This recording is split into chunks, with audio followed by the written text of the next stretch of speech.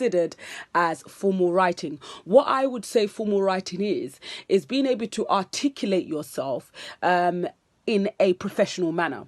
So me saying words like in it and you know what I mean? Those are all considered colloquial terms, and they will not be seen as formal writing or formal language.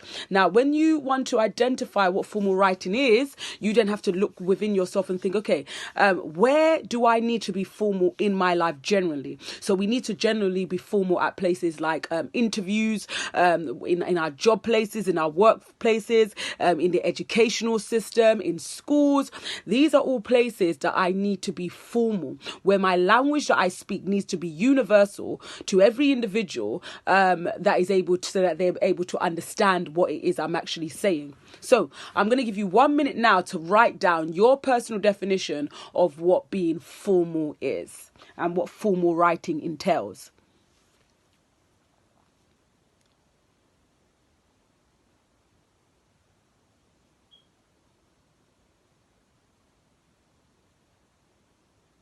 Okay, perfect. Now you've written down what formal writing entails to you specifically as an individual. I now also want you to write down where you need to be formal in your life. So I've outlined to you the places that I believe. I want you to now outline to me where you think the places that you need to demonstrate your professionalism to other people, where you think that is. I want you to write down at least 5 places.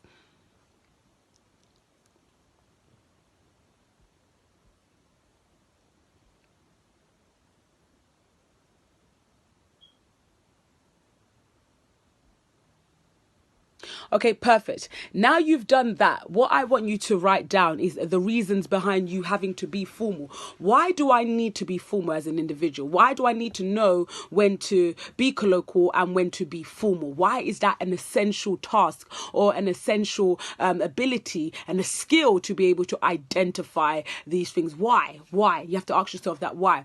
The reason behind it is there's places I can be colloquial and use colloquial terms and be more relaxed in my mannerisms, be more relaxed when I speak, be more relaxed about a lot of things.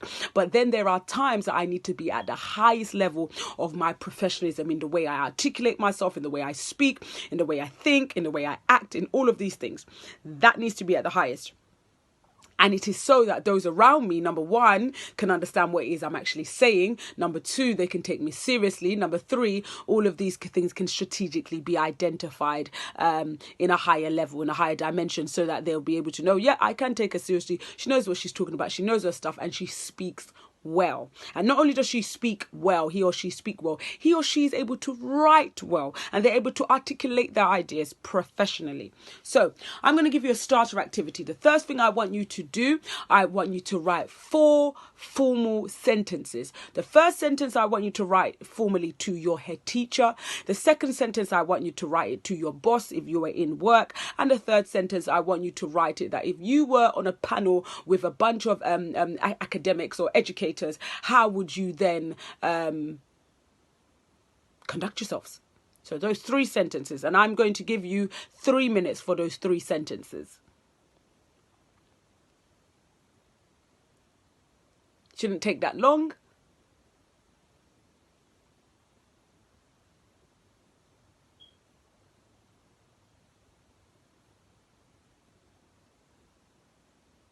Okay, perfect. Now you've conducted those 3 sentences in 3 minutes. I want you to say them back to me now.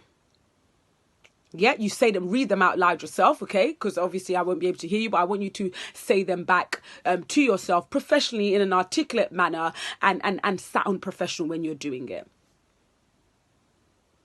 Awesome. Try it again. And again and again until you feel comfortable with articulating yourself like this in this manner. Great. Last task I'm going to get you to do, I want you to write a letter, and I want this letter to be addressed to your head teacher. I want your head teacher to get this letter, and I want you to write 5 ways you believe your school can be improved. Your school or wherever you are learning at this current time, where you believe that this school, your school, can be improved. The 5 areas you believe that they can improve and the 5 solutions that you are providing. So do not just identify the problems. I want you to also begin to identify the solution within this formal letter. So, like I stated to you, it is a letter, meaning we will start with an address on this side, and you'll begin to say, dear, and you put in your head teacher's name, and paragraph by paragraph, I want you to formally outline how the problems in your school and the